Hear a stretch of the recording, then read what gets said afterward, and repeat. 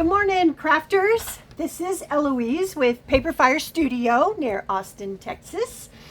I have a tutorial today for you that meets a need for me as a journal maker and who sells their journals, who also does craft fairs and booths and gets the word out about journaling, and it's important to do and your family will love it. So what I found in my walk, meeting hundreds and hundreds of people, is you really have two kinds of people. You have the diehard journalers who almost run to your booth and they're like, oh, I journal, I love these. And now hopefully you've got a new customer in your buying community that you can stay connected with when you're producing other journals. Maybe they'll want it for gifts or, whatever. But there's a second person. There's a second person that walks by your booth. And these are the people who don't journal and never have, or if they've started, they never finished, and they think what you have is really, really pretty, and they continue to walk by. That breaks my heart when I can't approach them with something that could spur them to really put their story down in print for their family down the road. Well, I think I found a way to make that person maybe jump at the chance to at least reconnect with journaling because of the price point. See, I found that when I make a big journal, and it could be, 8.5 by 11, 9 by 6, or whatever. And I'm putting 3 signatures in it, and I've got the latest tucks and flaps and pockets and all that stuff. When I do that, it can be a little overwhelming to a buyer. And what can we do about that?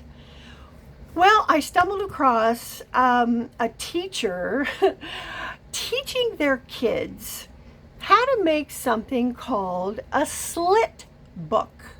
S-L-I-T. A slit book. And I looked at it and I watched the tutorial again and my mind was racing. I thought, you know what? This can shave off so much time out of how we make our journals at a lower price point to attract more buyers. And so what I wanted to show you is the tutorial on how you make it and then how I adapted it to our world. And I've just finished my first slit book and I'm excited about it because number one, it only took me 2 days to finish. 2 days from start to finish. Now, the longer it takes, the more you're going to have to charge. So when you're working on a journal for a month and every day, you're spending hours on it, and you start adding those hours up, let me tell you, you're going to lose money because the time element is so long that you'll never be paid for all of your time. You won't. So I understand that when we make journals, a lot of them are our love projects, and I have those too. But I want to suggest this tutorial for you to try it. Pass it on to your journaling friends and have them try it and see how they like it and how much time they'll see that it shaves off what they're doing. So here's what we need. Whenever we make the first of anything, we call it a prototype, right? It's just a thing that we can look at it and tweak it and, well, this didn't work as well as that. Well, I'm going to tell you, don't grab nice paper. Don't use your coffee dyed pretty papers yet, okay? Just grab 3 pieces of, I'm going to say cheap, but you know what I mean. They're not decorated. They're just copy paper. All right, you need 3. You also need a pair of scissors, and that's about it. So let's start with our tutorial on our Slit book. All right, 8.5 by 11, 3 pages all together. And the first thing that we're going to do is very simply take them all and fold them in half. Okay, I don't want you to bone folder this. Just fold it with your finger. You don't have to press down real hard here. So you've got that fold. All right, now what I want you to do is I want you to take the 2 pieces and lay them to the side, and let's just work with 1 sheet of paper. This is what I'm calling the cover. This would be your cover. So you're going to take this one now. We originally folded it that way. Now we're going to fold it the other way. We're going to line up your edges. Come in, line them up. Now, instead of creasing this whole side, I want you to come down and pinch. Just push right there where the line meets this intersection. Just push right there. Okay, now I want you to grab your scissors. And you know, I'll tell you what I'm going to do real quick. I think this might help you see it. So you see, you don't do that. I'm just doing it for the demo here so you can see what I'm doing. All right.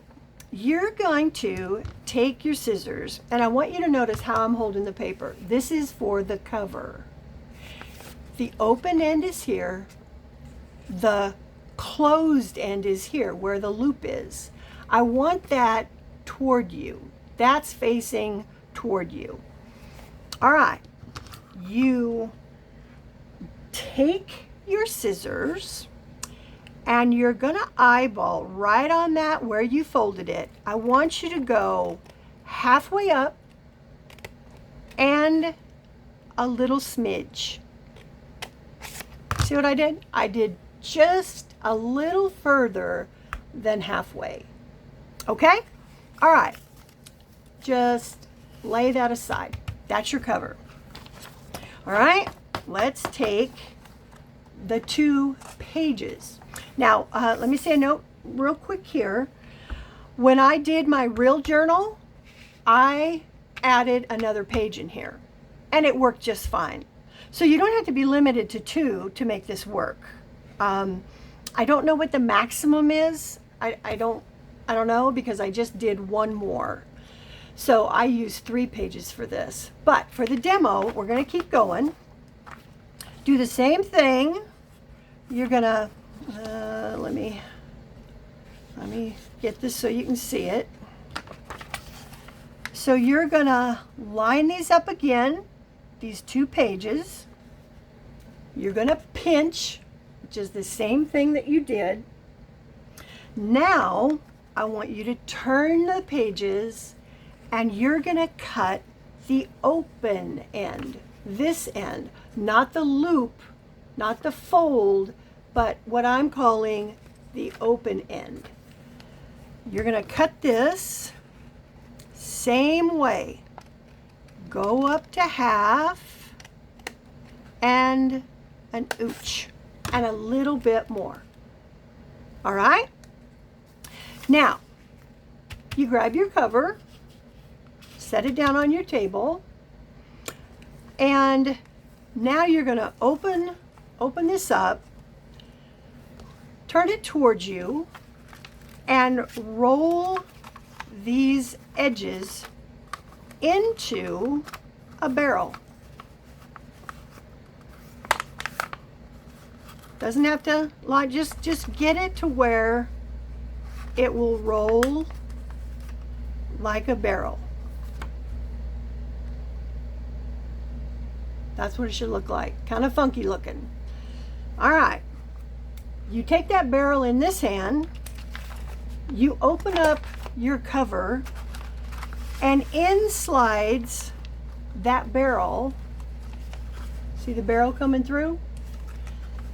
Now you open up that barrel so it lays flat, and guess what? You have a book.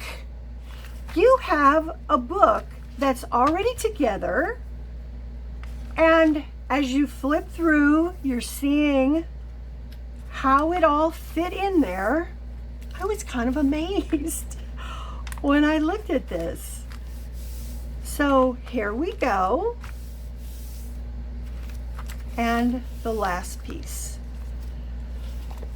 That, my friends, is as easy as it takes to make a slit book. Now, let's talk about some variations for a journal, okay? Because as my prototype, I realized, it's just made out of flimsy copy paper. And if we're going to make journals that last, what I call last a lifetime, you really want them sturdy. So here's some suggestions on what you can do. And I'm going to show the suggestions by way of showing you my slit book. All right. First of all, the one change that I made is I did my slit book with watercolor paper. Okay? We're talking heavy duty, hard watercolor paper. And that gives it an incredible amount of stability. Now, you'll notice on your prototype that you've got kind of a raw edge here. See how it's raw? Well, it really is gonna like the fact that you covered its spine, because that covers that hole. And I've just glued it on. I mean, that's as easy as it was to hide the spine. I just glued it on. Now, before I did that, you can see I stitched around it. For you sewing girls, that's fine. But if you're not a stitcher, that's fine too. You don't have to stitch. Now, I did a closure on here of just hand-dyed sari silk. But you'll see here, and my next video is going to be on taking your masterboard collages to a new level.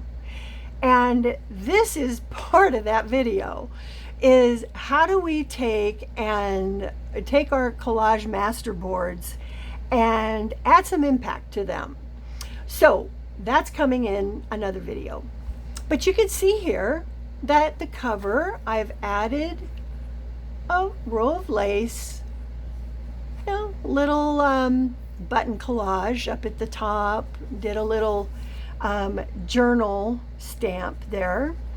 And now we go to open.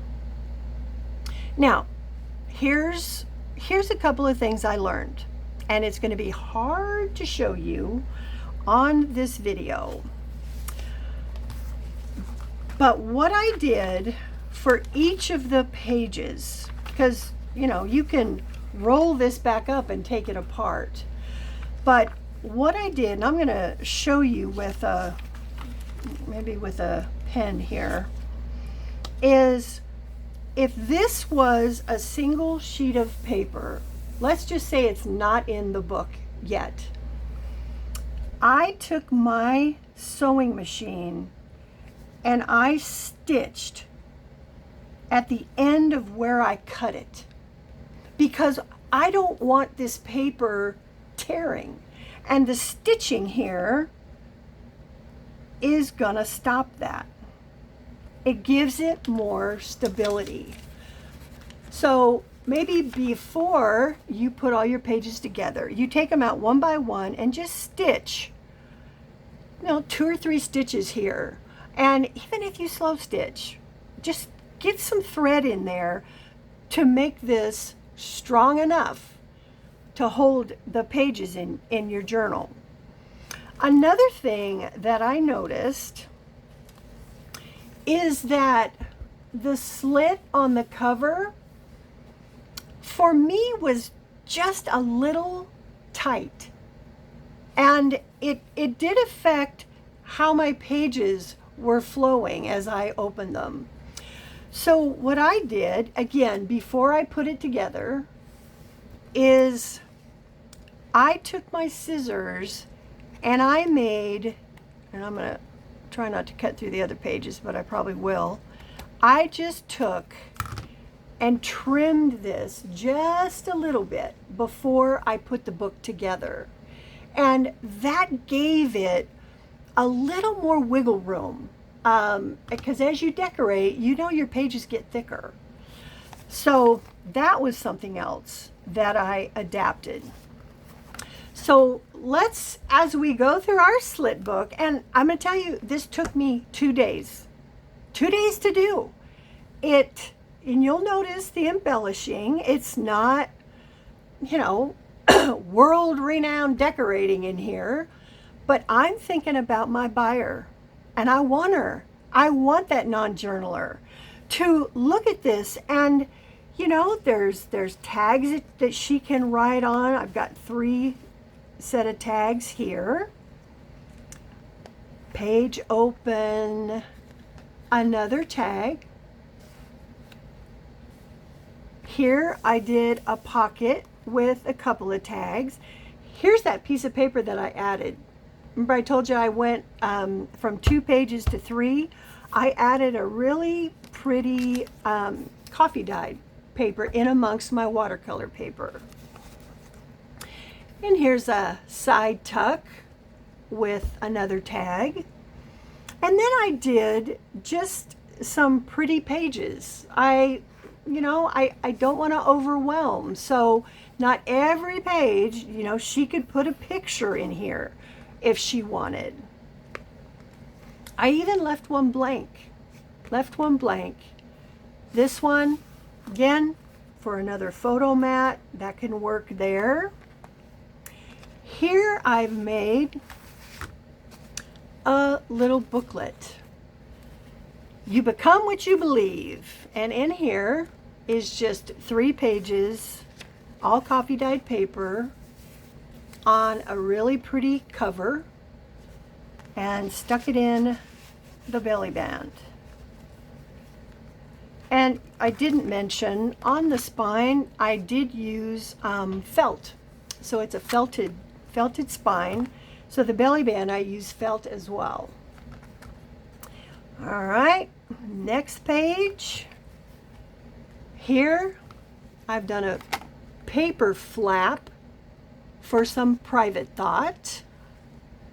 Again, another pretty botanical picture. Then this one, I did a little flap here. Here's a tag underneath. And then inside, I've got it paper clipped here, but inside she can put some memorabilia in there. And the last page is just another envelope. Just another envelope with our big pocket in the back. And I'm going to sign this. Please identify yourself, because they need to know how to get you, how to contact you again once they fill up their journal. So, it's not very wide. It's how many pages? So that's 1, 2, 3, 4, 5, 6, plus the 2, 7, 8. So you double that. What, we got 16 pages. See, and now my price points could be in the $20, the $30.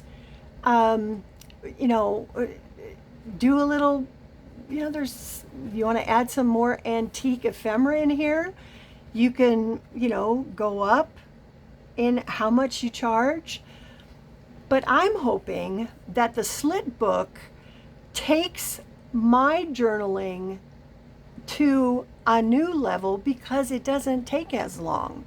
So I'm going to mass produce a bunch of these bases. I'm still going to use my watercolor paper because I like the weight of it, and decorate them in different themes so I can attract a whole new kind of buyer who may be a little apprehensive. So I am excited about that. I hope that that tutorial makes sense to you. In comments, be sure and ask me a question if it wasn't clear. I really think it's probably one of the easiest things you're going to do today. And get excited about what you can make and create with a pared down journal and whose lives you might touch, because now they get excited about it and they want to write their story. So that's all I know today. I'm going to go make it a great day, and I hope you do the same.